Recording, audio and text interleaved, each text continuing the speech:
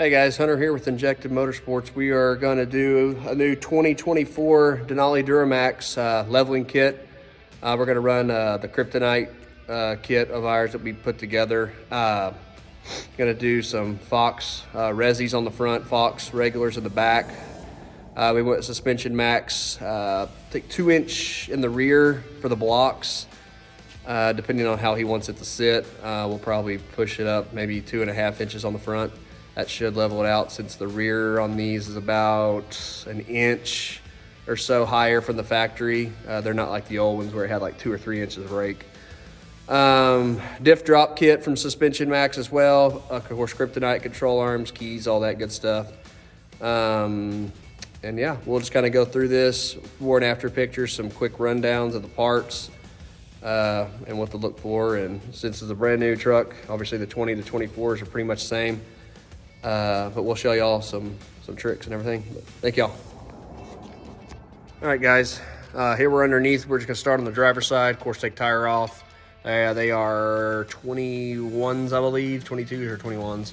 The lugs. Remember to disconnect your brake line here. Disconnect it right here. Yeah, that little bracket right there. That one, because it will pull it down. Even more than that, if you want, I can loosen this a little bit. You can actually take that off as well. Probably not a bad idea, since you'll have to get your control arm, your cam bolts out. Of course, we mark them here just to kind of get close back to your alignment for the alignment shop. You don't have to get it perfect. Anyways, taking off the good old Ranchos. Anyways, control arms are off. Once you do that, I think they're 22s. No, they're 22s or 24s. I don't remember actually. I think they are 24s. So they are 24s. Nuts on the outside. Then take the shock mounts off, the tower mounts. Those are 22s. Down here, take the bolt out, of course, drop it down. Those are 19s. Shock falls out. We'll put the new shock in, put the control arms back in, and then put them back into the knuckle. That way your torsion bar there is lined up again where it should be. And then we will, or just kind of leave it loose up here on the shock tower a little bit. Then we'll go underneath. We'll finish both sides. Go underneath. Slide the torsion bar out the front after you unload the keys, and then put the new keys in, clock them right. Put the old bar back in. Put the bolt in, run it up. Like I said, just kind of, you run it up to where you kind of want to have a feel for it. Maybe halfway in to start with, because obviously when you get it back on the ground, you will figure out, after you do the rear, you'll figure out where you want to set the front, and you take the pressure off, crank them up or down as needed. The bolts will be different lengths, so you don't have to have them the same side, because one side typically is heavier. Anyways, so you'll have different lengths. And then we'll get to the diff drop in here. Take the skid plate out, raise the truck up, do all that stuff. Put the diff drop kit in, tighten everything back up. Like I said, then go to the back, shocks, blocks, drop it down. Put the new Nitto Ridge Grapplers in with the fuel wheels. I showed y'all a minute ago on this other video, and yeah, see where we go. But we'll continue to, that's just a brief overview, and we'll continue to kind of show y'all some tips and tricks. All right, guys, here on the bench, pretty self-explanatory there. It's easy to set up. I'm always doing it obviously outside the truck, way easier. 13 mil bolts, nuts and bolts. I go through the top. It really doesn't matter. You can go either way. I do it this way. So that looks like there. Grease cert, 8 mil. Grease cert, 10 mil. Just, tighten it down. This one, like I see here, see the bar is here. Since it's a leveled truck, I like to go on the bottom side. If it's lifted or more of a stock, go through the top side where the mounting plate is up here. But like I said, it just gives you a little bit more travel, as you can see there. Dummy proof arrow to the front, decal on the front side. Bushings, put one side of the rubber in, start the other side. I use a vise just to make it quick and easy. If you want to put a little grease in there, you can to make it easier, or heat it up, however you want to do it. Yeah, just slide them in. I just use the press and just kind of easily press them down and suck them down. Like I said, pretty easy setup. And I'll show you under the truck, the factory pocket sometimes needs to be bent just a touch. I mean, it's gonna be tight, especially on a new 24 like this. They're real tight. So you can hit it out just a little bit, bend them with a pry bar just a touch. I'll show you when we got ours in. Anyways, yeah, 13 mil washers on each end. It'll come with a cotter pin. It's got some other washers and spacers if you need them. I've never used them really. Anyways, so that's it. That's the arm. And yeah, go back to the truck. All right, guys, finally underneath here. So we got the torsion this side out. Of course, it helps when trucks are new. This one, like I said, I don't even know if it has a 2,000 or 3,000 miles on it, honestly. So it helps. Just put a little lubricant or something on it. It'll maybe hit it with a little hammer ball peen and it actually slid right out. Now, older ones, yeah, you can get them stuck. I've seen, just nightmare scenarios. If you can't get it, sometimes I know a big air hammer, air chisel will get it. I've had to do that with the Snap-on before. Anyways, here I'll show you. That's the unloading tool. I think it's this one. I think it's Kryptonite. It'll slide around the side like that. Nipple will go right here where you can see the indentation.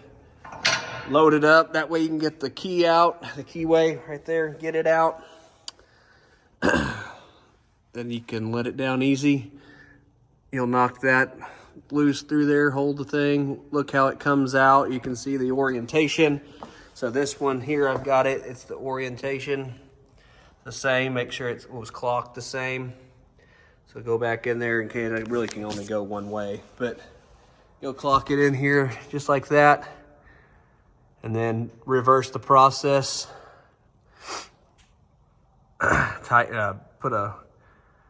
Put the bar up in there, and slide it in. You may have to load it just to get it up out of the way, and then let the key down on the keyway on it, and then tighten her up. Like I said, depending on where you want to set it, just depends. Anyways, that is pretty much this part. Next, we'll do the diff drop. Kind of install to show you there, and then go to the back and put the rear. Starting on the diff drop here, those two 19mm bolts there, take apart the four-wheel drive plug, take those loose, then take the back 22mm nut or bolt off, then the front. That whole bracket kind of slides down. You'll slip the butterfly spacer through there. The back and the front, use a pocket 21mm, slip it down. Move into the driver's side. You can see it's similar. We did not actually take it apart. You can see the 1-inch spacer there on each front and the back. And then you'll slide the other angled bracket up there in the middle. We'd actually, like I said, did not take it out. They want you to, but we actually slid it in there without it. There's a bolt on the top of the differential that goes down the other way. Then the two right here, slid it over, got everything on there without having to pull it off. But as you can see, but yeah, the 21mm pocket, we actually went through on this back side pocket.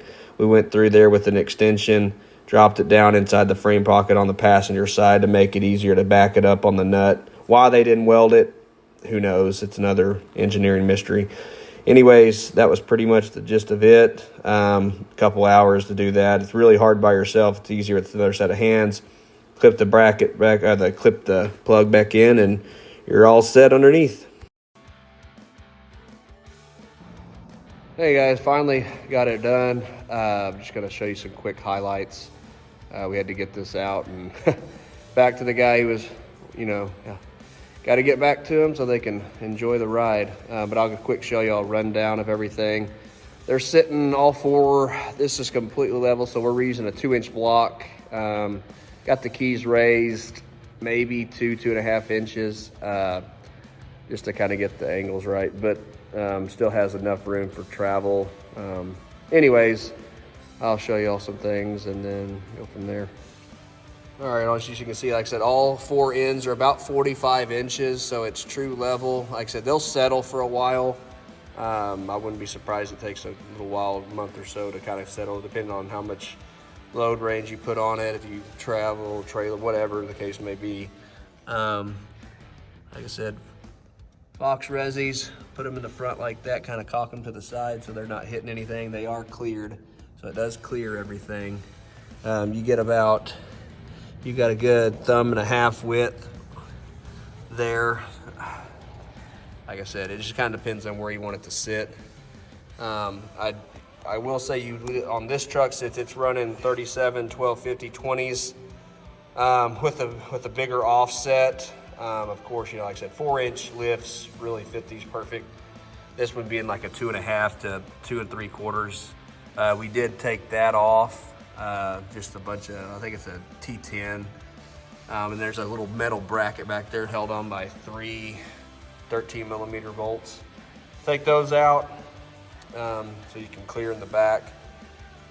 This truck, he might actually want to do something here with this corner just in case, so it doesn't catch it. It still has about a 1/4 inch of clearance, but big bump, turn into the mid-turn, you never know, could hang it. So I'll let them make that decision. Anyways, turned out fantastic. Truck rides pretty well. Of course, if you go with the higher end, like the Elkas and all that good stuff, then it'll ride better. But again, not bad for Fox shocks 2.0s here. But enough clearance in the back. These are 2-inch blocks from Suspensionmaxx. Had to clean the holes out a little bit to fit the pins. Anyways, that is the truck. You can see how it kind of sits back to front there.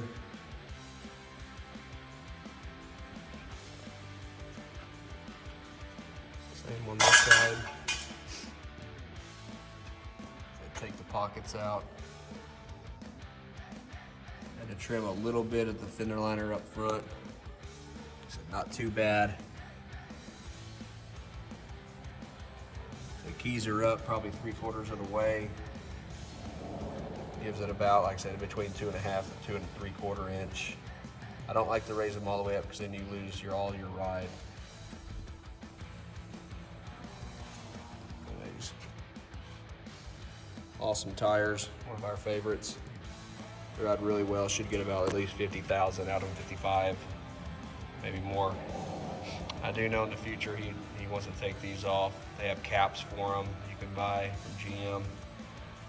If you don't want those factory looking fender, whatever they are, the little mud flap things, whatever. Anyways, awesome truck. We'll have more to come, so do some photo shoots with it. Overall, turned out to be extremely nice. One of our favorites here, so really good looking truck. Makes me want to have one. Anyways, if you have any questions, drop comments below, or any questions. I'll put some links for all the products we used, maybe some of the handy tools you can have. Anyways, but that's it for this video. I appreciate it, and we'll see you next time. Thanks.